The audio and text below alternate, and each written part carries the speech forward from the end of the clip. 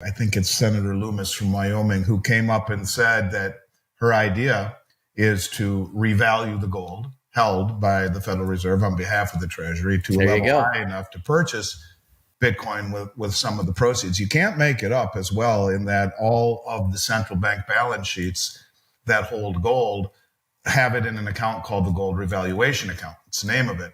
The head of the Dutch National Bank has talked about this for quite some time, revaluing the price of gold. In a world where Bitcoin can be $100,000, no big deal, why couldn't gold be revalued to $130,000 and thereby render our $36 trillion debt solvent?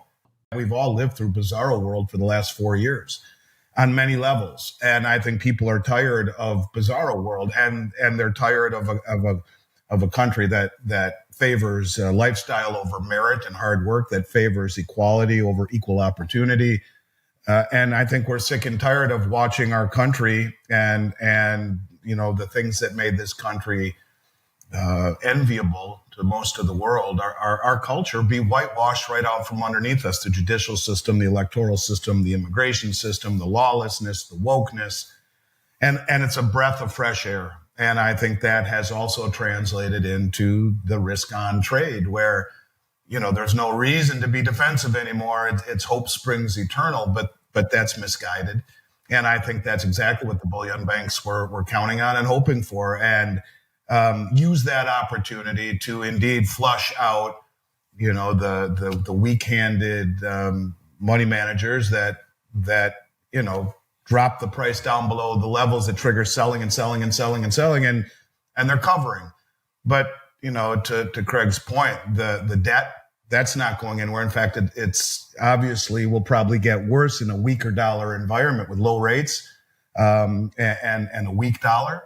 That's hugely inflationary. Inflation is coming. The loss of purchasing power is coming. And really what this translates into, which is somewhat concerning for a lot of the country, is again, like the Cantillon effect, the wealthy will get wealthier as their assets go higher in price, which ultimately will translate into price inflation as that trickles down into the economy. We've seen this playbook over and over and over again. And pivoting away from inflation or fighting inflation when they're 65% away from their target, when Trump is inheriting an economy where the numbers that he supposedly, or the book, the economics that he is inheriting are far from what we're being told. I mean, inflation is much higher than the 3.5% and that we're being told. Unemployment is much higher than the numbers that we're being told. The economy is in much worse shape. With what we saw happen in Lindsay, Oklahoma a few weeks ago, I find to be a kind of a red flag. And the fact that it's gotten virtually no attention whatsoever by the mainstream is absolutely crazy to me. And Powell's talked about bank consolidations. I think the banks are massively over leveraged and undercapitalized, and watching rates on the back end go higher only hurts them more. But when the bank in Lindsay, Oklahoma failed, 50% of the uninsured deposits, they're gone. Boom, vanished. When Silicon Valley Bank failed and Signature Bank, they were all bailed out. Hundreds and hundreds and hundreds of millions of dollars. Oprah's money, Oprah Winfrey's money, the tech startup money, bailed out. This little podunk bank in Lindsay, Oklahoma fails, and only 7 million in uninsured deposits, only 50% are returned. The other 50%, I would argue, is the first bail-in this country's ever experienced since the legislation was written, and there's not a word of it on the mainstream. And I guess if I were going to play devil's advocate in all of this irrational exuberance, and I think some of it's justified, I do. I think it's time to be optimistic for getting our culture back, getting our country back. That's a good place to start. The financial side of things, we're a long way from fixing that. But if I were to throw out one concern, it's that if there really is a deep state, if things really are planned, my biggest concern is they're setting up for a fall. That you look at the BTFP, the Bank Term Funding Program, it's over. You look at the reverse repo market, it's almost down to zero. The liquidity is being yanked from the system right at a time when the banks are massively over leveraged and undercapitalized, and we should expect to see long-term rates continue to move higher. That's an unresolved problem. And so while I am very optimistic, and I think it is very optimistic ultimately in an inflationary world to expect metals to do well at some point after this sell-off commences and or finishes, I just think that it's also justifiable to be cautiously optimistic. The potential for a significant revaluation of gold by the U.S. Treasury and Federal Reserve to address the country's unsustainable $36 trillion debt draws parallels to historical events, such as Franklin D. Roosevelt's 1934 gold revaluation. Analysts like Jim Rickards predict gold could reach $27,000 per ounce, while others like Andy Schectman speculate it could rise as high as $130,000. Central banks may use similar mechanisms, such as gold revaluation accounts, to stabilize economies and create liquidity during financial distress. The discussion also highlights inflation concerns, rising debt servicing costs, and declining global confidence in U.S. Treasuries.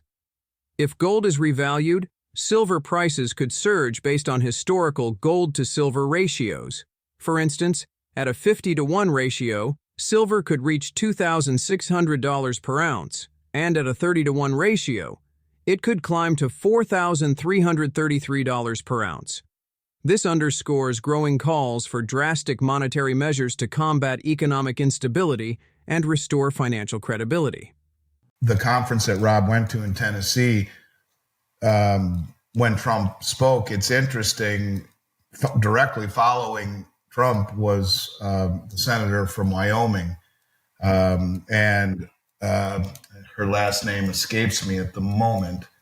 Loomis, I believe. I think it's Senator Loomis from Wyoming, who came up and said that her idea is to revalue the gold held by the Federal Reserve on behalf of the Treasury to a level high enough to purchase Bitcoin with some of the proceeds. You can't make it up as well, in that all of the central bank balance sheets that hold gold have it in an account called the gold revaluation account. It's the name of it.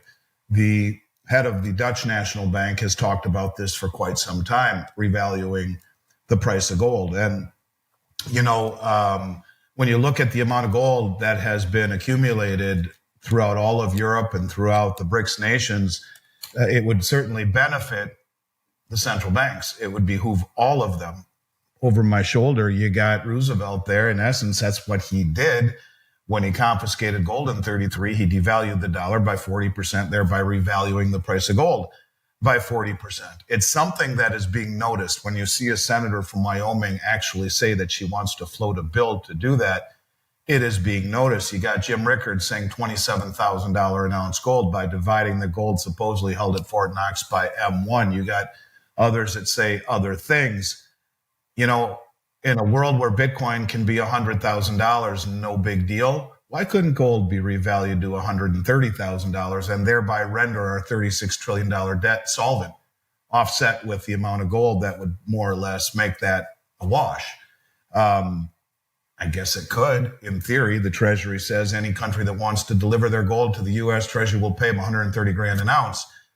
Okay. Isn't that what the price is? Yes, it's inflationary. Yes, it's going to have ramifications. But when you realize that we are entering that period of time, Rob alluded to the fact we're insolvent, approaching, I think we're at 120% or so of debt to GDP. Where I come from, those countries way back when, anything over 100% debt to GDP were considered banana republics. And those were usually the countries that had questions surrounding their electoral process, their judicial system, all of the things that have plagued this country. I mean, you could argue we have been toting the banana republic line for quite some time. To me, the common thread in all of it is a marriage between blockchain technology and gold and a new system, and to peg a new system that has lost all credibility to something that inspires credibility. Yes, I see it. It's right here on the blockchain. It's audited independently, continuously, and it's pegged to and backed by gold. The only way you make that work, and that it's interesting, the Swiss had a 40% gold backing way back when. That's the number that the BRICS nations have said in theory they chose. And I think that is something that would work. You put gold at a much, much higher level. You peg it to gold, put 40% gold backing or whatever it is, still gives you monetary latitude. And then Craig brings in Judy Shelton. I wonder if they will nominate her to one of the governor positions. She won't replace Powell anytime soon unless he steps down, as he has, I think, 2 years left. But she is an advocate for the gold standard, and more relevant to me, everyone talks about de-dollarization. Yeah, that's important, right? I mean, the settlement currency, it's important. But to me, it's more along the lines of where's everyone putting their excess? And it used to go into treasuries. And the lack of demand for treasuries, to me, is the real problem. Who's going to finance our debt? Does it become hyperinflation as the Fed is the lender or the purchaser of last resort, or yield curve control, as Craig has talked about forever? These are all possibilities. What Judy says is, well, hey, look, no one of any intelligence would buy our treasuries of any duration. I think they're uninvestable right now, personally. She didn't say that. I'm saying that anything 10-year duration or higher is uninvestable. You're out of your damn mind to do it. But she says, well, we'll just have it redeemable in gold. Don't forget to hit that like button. It really helps out the channel. And if you want to stay updated with more content like this, be sure to subscribe and click the bell icon so you never miss a video.